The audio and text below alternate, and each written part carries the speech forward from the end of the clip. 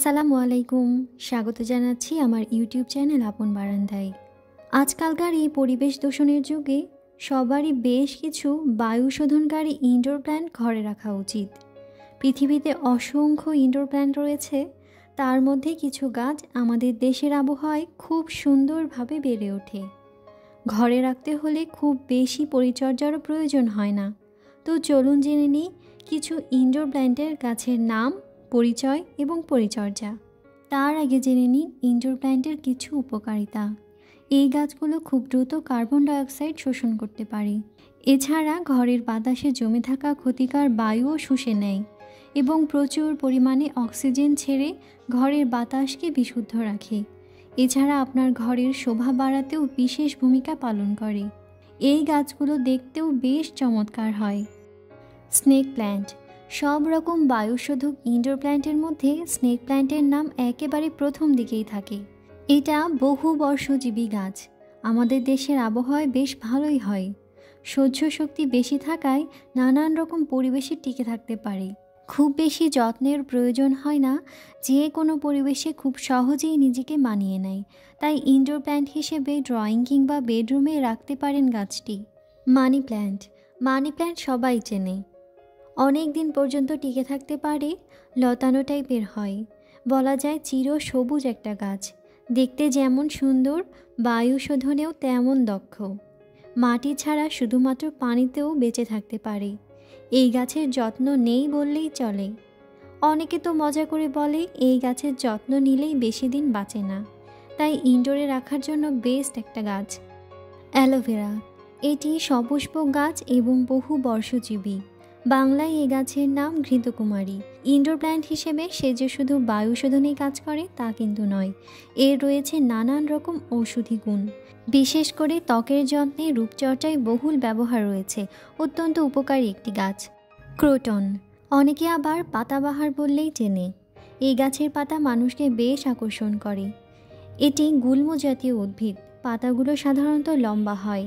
গাছের ভ্যারাইটি অনুযায়ী পাতার উপর থাকে হলুদ, সবুজ, কমলা, লাল, গোলাপি ইত্যাদি নানান রঙের খেলা। একদমই যত্নের প্রয়োজন হয় না, ইনডোরে বেশ মানিয়ে যায়। চিকন চিকন লম্বা পাতা এই গাছের নাম স্পাইডার প্ল্যান্ট। এই গাছের সম্পূর্ণ যত্ন ও পরিচর্যা পেয়ে যাবেন আমার এই চ্যানেলেই।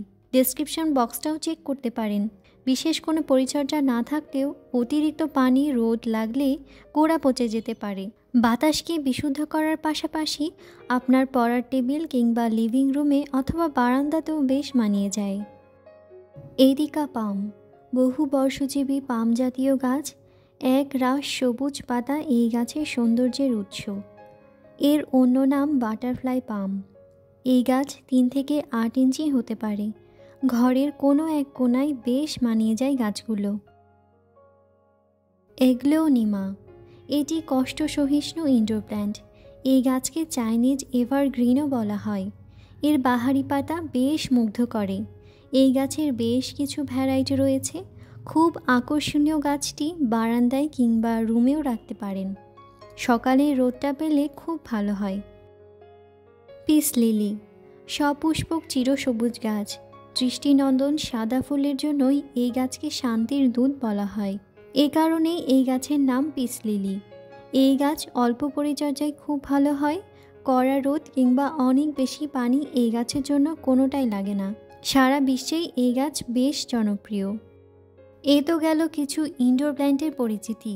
এখন বলি যে কিছু সাবধানতার কথা। এই গাছগুলো দেখতে অপূর্ব, ঘর সাজাতে দারুণ কাজে লাগে। ঘরের পরিবেশ উন্নত করে। এই গাছগুলোর সুবিধা হচ্ছে রোগ পোকার আক্রমণ হয় না বললেই চলে। তবে ঘরে এই গাছগুলো রাখলে অবশ্যই বাচ্চাদের নাগালের বাইরেই রাখতে হবে, কারণ পাতা বা কাণ্ড মুখে দিলে বড় ধরনের ক্ষতি হতে পারে। সবশেষে বলবো আরও বেশ কিছু ইনডোর প্ল্যান্ট রয়েছে, তবে এগুলো বেশ জনপ্রিয়। এগুলো আত্মীয় স্বজন কিংবা নিকটস্থ নার্সারিতে গেলেই পেয়ে যাবেন। এছাড়া অনলাইনেও পাওয়া যায়।